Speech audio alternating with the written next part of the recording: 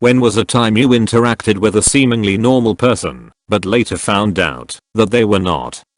Worked with a woman for 2 years at a child-related business. Perfectly normal mother type with multiple children.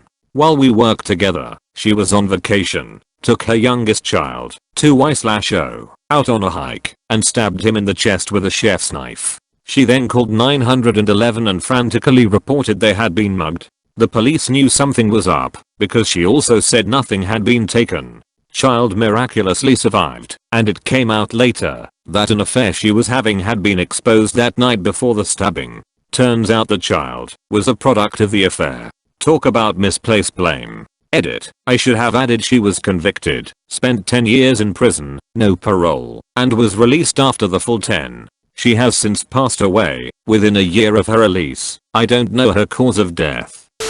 Back in the late 90s, I had a friend from work, whose brother hung out with us a few times. When we'd go out, he seemed normal. A few years later, his family maintains he's innocent, set off a couple of bombs at biotech companies as part of some extreme animal rights group he'd gotten mixed up in. He managed to evade the FBI and disappeared.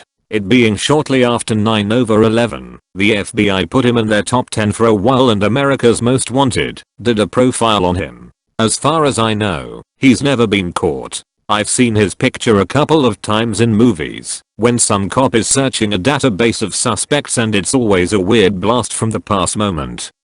Met a random elder gentleman while walking back to my car after a night out. The guy was dressed in khakis and a collared sweatshirt and looked harmless. He asked for a few bucks and informed me that he was new to the area and down on his luck. Turned out that the Illinois Department of Corrections had given him a one-way bus ticket to Atlanta. He had just finished a plus 20-year sentence for murdering his ex-wife and her lover. He was trying to reconnect with his daughter who he hadn't seen since she was a little kid. I chatted with a random guy in the laundry room of our apartment complex. He was nice, friendly, outgoing kind of fellow.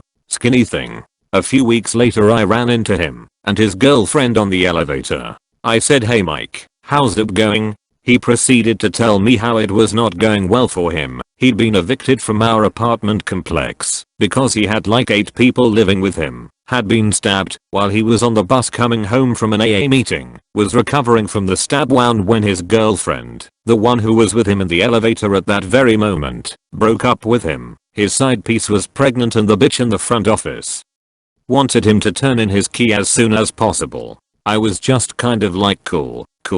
Well, see you around.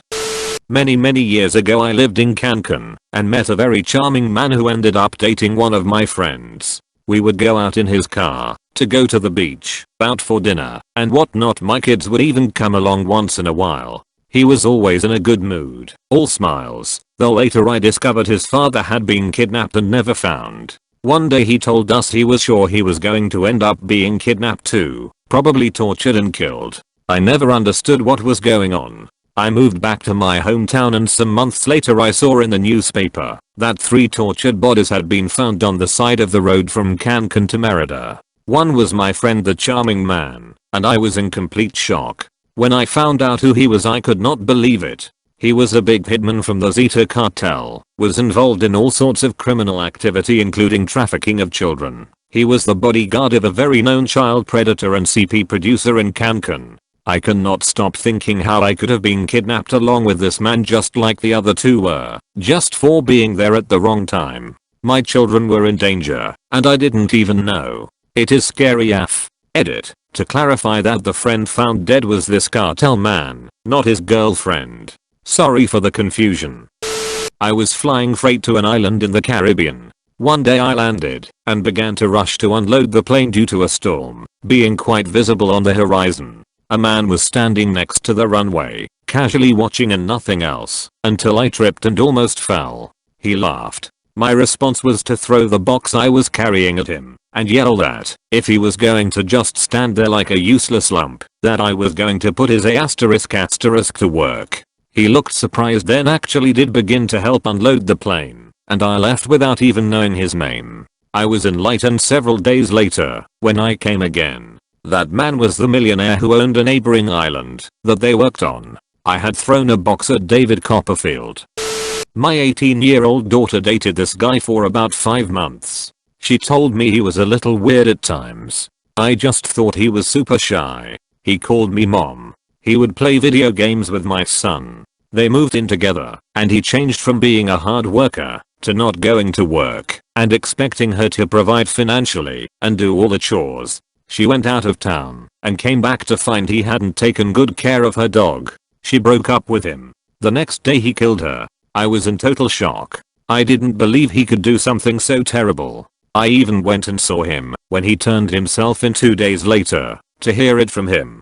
He did it. He didn't seem to have guilt. Now he stares at me in court. He smirks. He laughs. He was given a plea agreement and will be sentenced on March 23rd. He will only get 16 to 25 years. It's not fair. Finding my daughter's murdered body and hearing him say he was the one who did that to her showed me even the most normal seeming person may not be normal at all.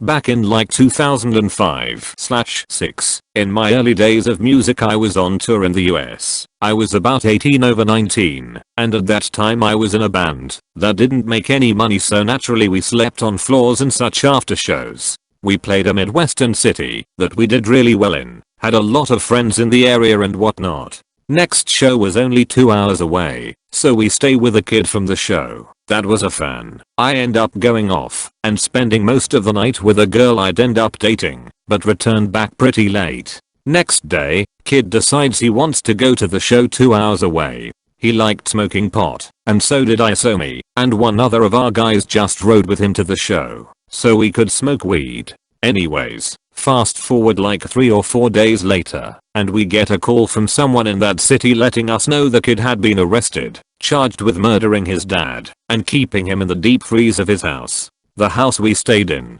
The body was in there while we were there. It was crazy because he seemed like a normal dude, nothing off about him. Apparently his father was very abusive, and there's a lot of nuances in the story, but either way, he still killed his dad with an axe. Edit. RIP my inbox / that guy's dad was a representative for my troop at an inter-troop scouting event, which means it was just me and one other kid mixed into groups of other kids from other Boy Scout troops that we'd work with for the duration of the weekend camping trip. When the groups were split up, I ended up in a different group from the other scout from troop, so it was time to become acquainted with the kids who'd have to be my friends for the weekend.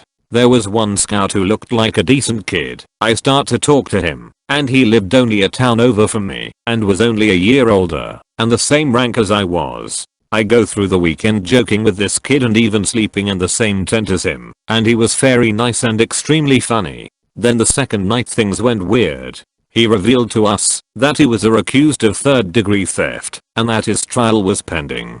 He also informed us that he'd been a suspected school shooter and was soon being expelled for that. And lastly, that he had killed multiple animals for fun on prior scouting outings. And he described how he paralyzed and then drowned a turtle just a month prior to this current trip. From that point forward he acted like a real dick. He asked for sexual favors from new female scouts and would flash people often. I tried to look the kid up and reached out to friends in this kid's district after returning from the trip, and later found out he'd been convicted and was in jail, although he was serving only a short sentence of around half a year. TLDR, befriended a Boy Scout on a campout, later found out he was a psychopath, criminal, and overall shit person. Years ago I helped a customer pick out some films at work. It was a fairly standard transaction. He was a little odd, but I dealt with way worse. I really didn't think anything of it. I went on holiday and came back a week later, and some of my colleagues told me they'd met my ex, who had come into store and gone around telling everyone that they were my ex, and if I knew he was in store, I'd have him thrown out. Now at this point I'd been with my then boyfriend, now husband, for 3 years, and my last partner prior to him was 8 years ago. I'd also been at the store for 2 years, so I'm immediately thinking WTF. There was no way my ex knew where I was working. I hadn't even seen him at all. This was also before social media, so it was weird, but I just thought my colleagues were playing some elaborate prank and ignored it. However, a few weeks after this, one of my colleagues comes up to me and says, "Your ex is over there," and points out this guy who I immediately recognized as a slightly odd customer I'd helped pick films out for. This guy then proceeds to go around to every staff member and customer on the floor and tells them he's my ex and I'd have him kicked out by security if he saw me, including actually coming up to me on the till so I could process his transaction. Doesn't say a thing to me, but gleefully tells the colleague next to me the same thing I used to go out with, Pink. She's going to have me kicked out. He knew my name because it was on my name badge. At that point I did signal to the security guard who was already on his way up because a customer had gone to him to complain about this guy causing a scene and had him removed from the store. I didn't wear a name badge after that or at any job I've ever had since.